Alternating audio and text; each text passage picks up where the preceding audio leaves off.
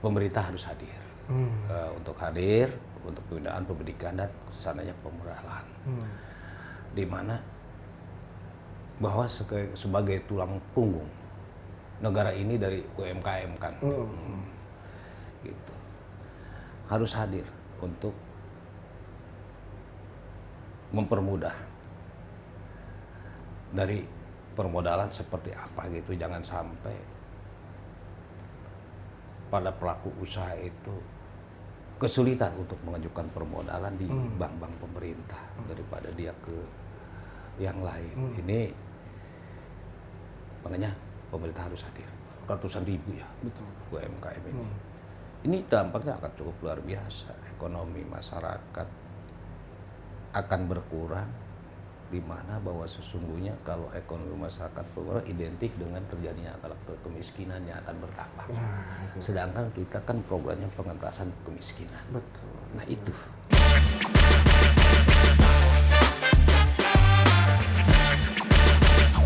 Gaspol ngebahas politik. Assalamualaikum warahmatullahi wabarakatuh. Kembali lagi di Banten Raya Channel bersama saya Ahmad Raffi, si host magang pada podcast Banten Raya Channel bersama dengan DPRD Provinsi Banten. Baik pemirsa, saat ini telah hadir bersama saya seorang anggota Komisi 2 DPRD Provinsi Banten dari fraksi PDI Perjuangan. Langsung saja, ini dia Bapak Wawan Sumarwan. Assalamualaikum Pak. Waalaikumsalam warahmatullahi wabarakatuh. Gimana kabarnya Pak? Baik. Sehat ya? Sehat. Alhamdulillah. Lagi sibuk apa Pak sebagai anggota Dewan sekarang? Kalau pada hari ini, ini kesibukan persiapan. Hanya untuk persiapan kita kunjungan besok ke Jawa Barat. Oh. Nah, alhamdulillah tadi saya di kantor DPRD Provinsi Banten di KP3B, di mana ketemu nih sama teman-teman dari media Banten Raya. Terima kasih Pak udah menyempatkan Sering sapa waktunya kepada seluruh tim militansi Partai PDI Perjuangan, dan termasuk militansi saya atas nama Haji Wawan Sumarwan dari fraksi PDI Perjuangan di DPRD Provinsi Banten. Saya di Komisi 2 di bidang perekonomian. Untuk sapa, mudah-mudahan kepada seluruh pendengar dan podcast ini semoga menjadikan ajang silaturahmi dan manfaat untuk masyarakat luar biasa. Provinsi Banten. Pak, ini kan Bapak menduduki sekarang di posisi Komisi 2 ya Pak ya, bidang perekonomian ya, Komisi 2 ya. Melihat ekonomi global yang saat ini gonjang ganjing, untuk di Banten sendiri seperti apa Pak mungkin dari pandangan Bapak nih? Nah, menurut ekonomi pada saat ini di Provinsi Banten, atas ini udah pasti bahasa gonjang ganjing dampak ekonomi bagi warga masyarakat dengan imbas atau dampak dari perang Timur Tengah, krisis global. Ya. Artinya dari energi atau kenaikan BBM itu pasti dampaknya sangat luas, Pak. Apalagi bagi pelaku usaha. Karena masyarakat Banten ini notabene-nya kebanyakannya pelaku usaha UMKM. Betul. Selain dari pekerja industri. Gitu. Di mana pada pelaku-pelaku ini udah pasti ada dampak, baik dari bahan bakunya, daya beli udah pasti berkurang dari hasil produk, biaya produksi, biaya kontribusi. Ya tapi apalah sekarang kiprah warga masyarakat Provinsi, karena ini urusannya bukan di negara kita aja. di negara-negara lain ada dampak. Ini dunia, gitu Bang. Gitu. Ya, cuman pemerintah nggak diem, tetap konsisten ke masyarakat. Apalagi di Provinsi Banten, ekonomi kita itu hasil PDB-nya di triwulan pertama tahun 2026 ini sampai 5,46% ya kan. Ini sangat membanggakan dan membahagiakan gitu kan, walaupun situasi lagi kata Abang tadi lagi kocak, tapi mudah-mudahan untuk warga masyarakat Banten tenang-tenang saja dan baik-baik saja. Nah ini kan tadi sempat disinggung banyak pelaku UMKM mungkin yang ya kan. Meskipun saat ini BBM bersubsidi itu kan belum ada kenaikan gitu Pak ya. Tapi dengan naiknya Pertamax kemarin cukup bikin banyak masyarakat umpamanya gelisah gitu dengan kenaikan harga Pertamax itu. Nah mungkin dengan adanya kenaikan walaupun ini BBM bersubsidi gitu Pak. Lagi podcast lah. Ya. Dengan kenaikan BBM yang non subsidi ini, kira-kira kaum mana yang maksudnya yang sangat-sangat berdampak? Artinya kan dari segi daya beli mungkin banyak pengguna Pertamax bukan dari golongan ke bawah gitu kan? Seharusnya, nah ini yang akan menjadikan suatu sorotan dan pengawasan kita sebagai anggota DPRD Provinsi Banten kan selalu berkolaborasi sama pemerintah, di mana memang kalau BBM subsidi itu kan tidak naik, yang dinaikkan yang subsidi. Tapi udah pasti ada dampak suatu imbas, karena yang tidak dinaikkan itu hanya biosolar. Yeah. Nah, sedangkan kalau yang dengan bahasanya Pertalit, Pertamax turbo, tanggal 10 kemarin kan baru ada kenaikan. Nah, sedangkan kalau yang dari Pertamina Dek dan Deklit itu dari sebelumnya udah naik tapi kan turun. Oh iya. Nah, kalau dari nilai dan perkembangan untuk perekonomian dari hasil UMKM, udah tadi saya bilang Bang, dari bahan baku itu, ini misalnya dari korporasi ke pelaku usaha UMKM, dia kerjasama berkolaborasi untuk pemesanan bahan baku itu udah pasti ada kenaikan. Cuma ini yang akan menjadikan sudut dampak ekonomi memang ada di situ. Tapi mudah-mudahan ini masih terkontrol untuk di Provinsi Banten, karena di Provinsi Banten ini semua jajaran baik dari Dinas Ketahanan Pangan, Dinas Koperasi, UKM berjalan dengan baik dan bisa mengontrol. Walaupun memang dari segi pemasaran udah pasti nih dulunya ada agak kurang, karena pasti ada suatu peningkatan dari harga hasil produksi UMKM gitu Pak. Itu udah pasti.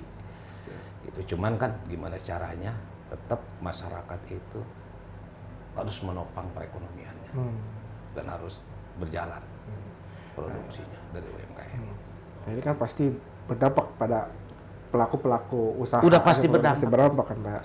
Udah pasti, kalau dampak udah pasti ada, tapi dari dampak itu pun beliau juga kan bisa menaikkan hasil produksinya.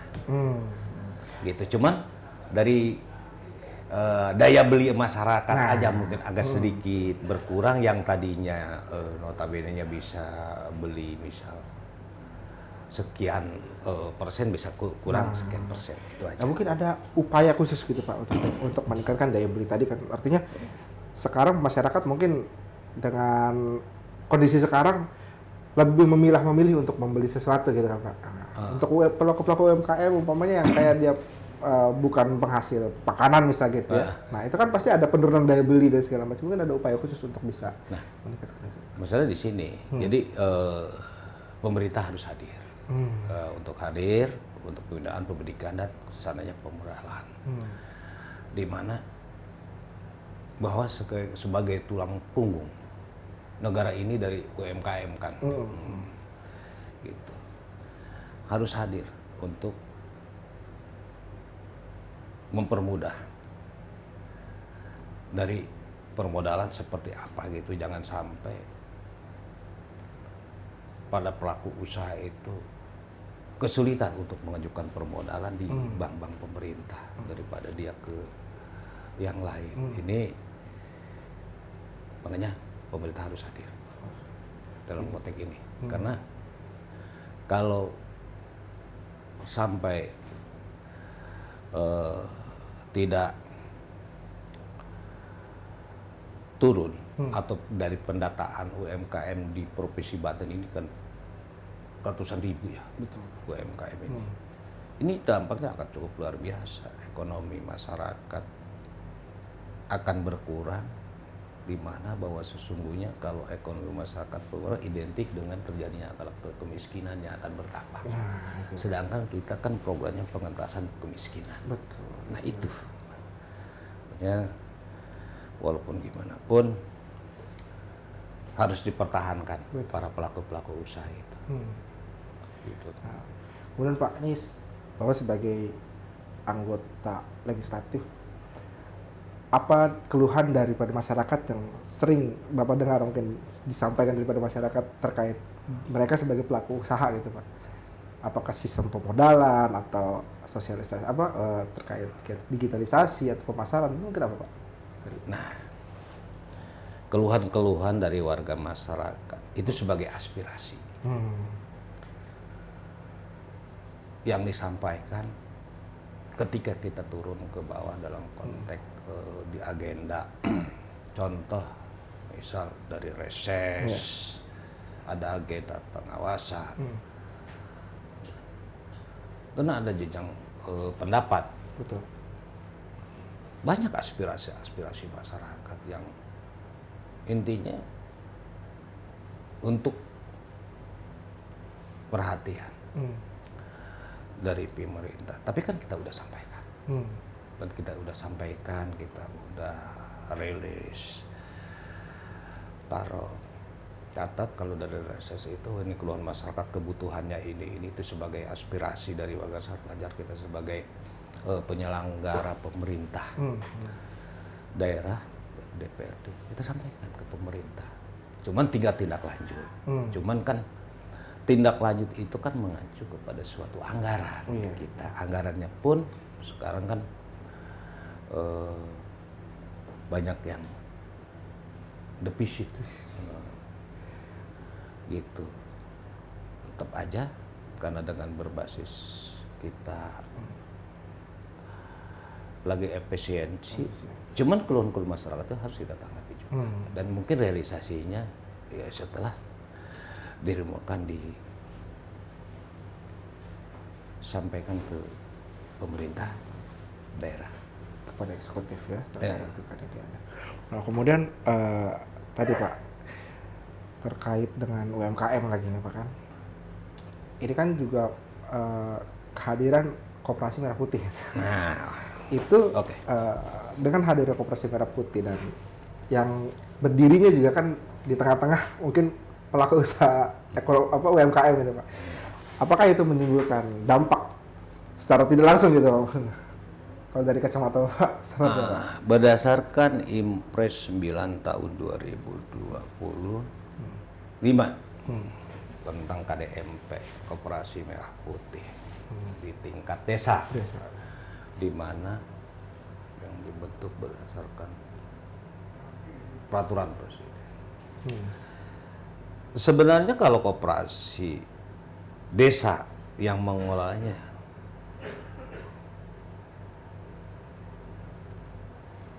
yang orang-orangnya profesional, itu sangat bermanfaat bagi warga.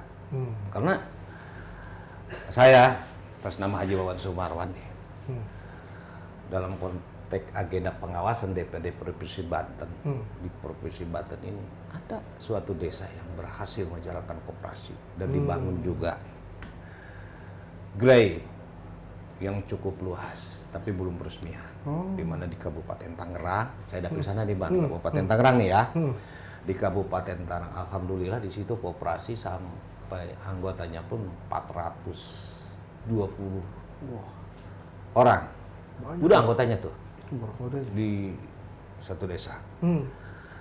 Itu di Desa Kutruk, Kecamatan Jambe. Dia sampai laporan akhir tahun itu kan, RAT ya. Iya. Itu bisa ngasih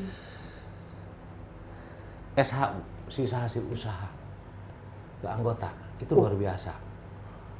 Berhasil tuh berarti. Berhasil. Pengelolaannya Iya. itu bagus ya. Tuh. Sampai berapa kira-kira Pak ada infonya? Apanya? Hasil usaha itu semua peserta dapat itu. Semua peserta dapat. Oh. Dari sisa hasil usaha tanpa mengurangi tabungan beliau. Oh. Itu luar biasa. Dan koperasi itu dapat CSR juga. Emang binaannya binaan dari pemerintah setempat, Kabupaten Tangerang. Itu berjalan dengan baik dan membantu. Dari harga jual, ini contoh, dia menjadikan suatu distribusi agen gas, energi ya, gas. Itu bisa beda harganya dari toko-toko yang lain itu, dari sangat ngebantu bagi anggota itu, anggota koperasi. Nah, kenapa tadi abang bilang ada dampak enggak untuk pelaku usaha UMKM dengan hadirnya koperasi di desa? Kalau dampak positif udah pasti bang. Bila mana pelaku usaha UMKM itu hasil produksinya bisa dipasarkan juga lewat koperasi. Apalagi desanya kan sekarang kan BUMDes sudah jalan. Itu untuk menopang perekonomian masyarakat, ketahanan pangan di situ semua. Ada yang kebutuhan pokok. BUMDes sinergi dengan koperasi. Itu pada jalan. Banyak. Tapi ada juga yang belum jalan. Bukan tidak jalan, belum jalan karena mungkin para pelaku-pelakunya belum bisa gerak, apakah dari penyertaan modal dari pihak pemerintah yang masuk ke rekening pemerintahan desa itu. Tapi kalau yang sudah berjalan, saya sering mengadakan agenda ke tiap desa itu semua berjalan dengan baik. Dan masyarakat merasa dengan adanya koperasi itu merasa bersyukur dengan program ini. Gitu. Artinya harus ada kolaborasi ya dengan UMKM dengan koperasi desa itu ya. Kalau nggak berkolaborasi nggak bisa ini UMKM dan koperasi. Jadi hasil produksi UMKM itu dikelola sama koperasi. Gitu. Kalau UMKM berjalan sendiri, udah saya tadi bilang, UMKM itu harus berjalan. UMKM yang produksi yang masanya kalau bisa koperasi. Iya kan? Betul. Jadi gede. Kalau beliau doang gitu UMKM produksi misal apa nih, pembuatan apa gitu tanpa ada di atasnya, sulit juga. Susah ya. Susah juga bang. Dari itunya, omsetnya susah ya. Jalannya juga kayak tentu entarnya kan gitu. Dan menyinggung tadi soal pemasaran produk segala macam, mungkin dari pemerintah daerah ada dorongan khusus nggak Pak untuk bisa UMKM ini supaya lebih berkembang, bisa lebih maju gitu Pak, untuk bisa didorong, untuk bisa dibantu gitu. Kalau pemerintah itu kan udah mendorong dan udah mendidik secara udah sosialisasi harus berbasis digital. Kan kita segala sesuatu sekarang udah banyak bang di toko-toko apa jangankan UMKM dari harga kita pakai barcode, pakai QRIS, bisa di Google oleh timbul UMKM ini produksinya ini. Sebenarnya pemerintah tuh udah luar biasa untuk sosialisasi ke para pelaku usaha UMKM. Cuman terkadang ada yang jauh jangkauan di Provinsi Banten, misal mengacu kepada signal untuk digital mungkin ke pelosok lah, gitu yang agak. Tapi kalau untuk wilayah perkotaan, wilayah Provinsi Banten yang bagian ke sana gitu kan, notabene-nya kota Tangerang, Kabupaten Tangerang, Tangsel, Kota Serang, ke sini kan kecuali ke pojok ke sana mungkin yang paling ujung kesulitan juga. Gitu. Tapi kan tetap selalu ada pembinaan pendidikan. Dari kacamata Bapak sendiri melihat UMKM dan ekonomi yang bergerak di Banten sendiri seperti apa?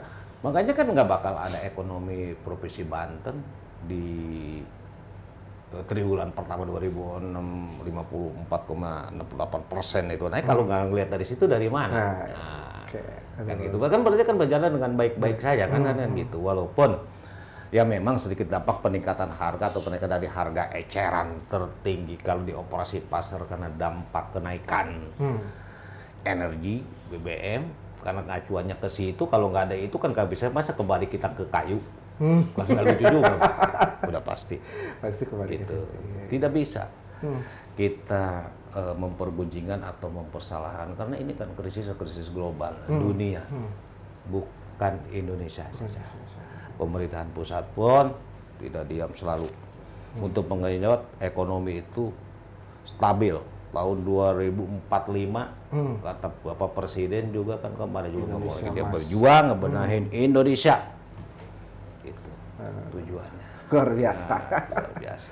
Nah, kalau melihat dari pergerakan ekonomi sejauh ini Pak, jika boleh diberikan rating 1 sampai 10 untuk Banten, berapa Pak kira-kira nilainya? Kalau Banten itu untuk rating, ini kalau kita lihat gitu kan, walaupun gitu, katanya ekonomi tidak baik-baik saja, tapi kalau kelihatan warga masyarakat lalu lalangnya kemana-mana jalan macet, apalagi tepat hari libur, tempat liburan, iya, ayo, apalagi kita lintas antara Jawa Sumatera. Iya. Itu kan menjadikan suatu ajang penilaian perekonomian. Kalau rating jalur wisata, baik wisata misal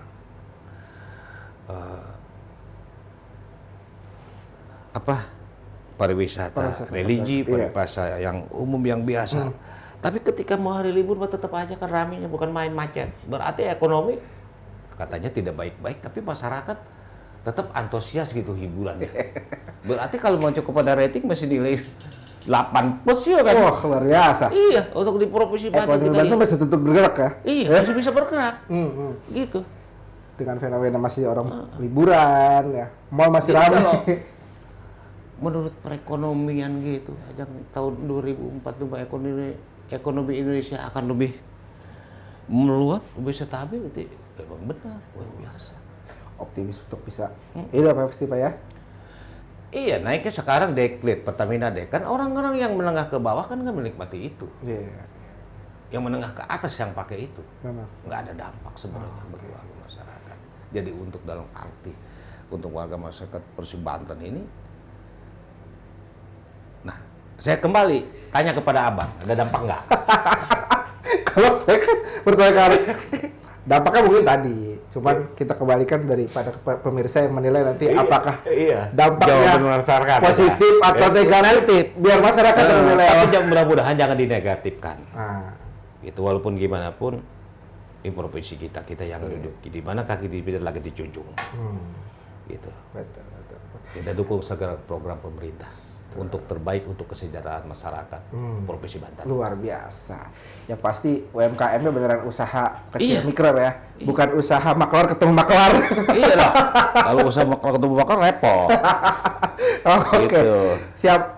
Pak, terima kasih atas bincang-bincangnya. Mungkin sekian pemirsa Banten Raya, obrolan saya dengan Bapak Wawan Sumarwan terkait kondisi perekonomian, dan tadi sudah disampaikan bahwa ekonomi Banten masih Baik-baik mantap, saja. baik-baik saja. Baik-baik saja. Tergantung Triwulan pertama nih, triwulan ke-1. naik ya Pak ya. Nah, mungkin tadi dampak dari positif negatifnya teman-teman bisa jawab di kolom komentar. Terima kasih Pak Dewan atas waktunya, dan terima kasih juga teman-teman yang sudah menonton. Assalamualaikum warahmatullahi wabarakatuh. Waalaikumsalam.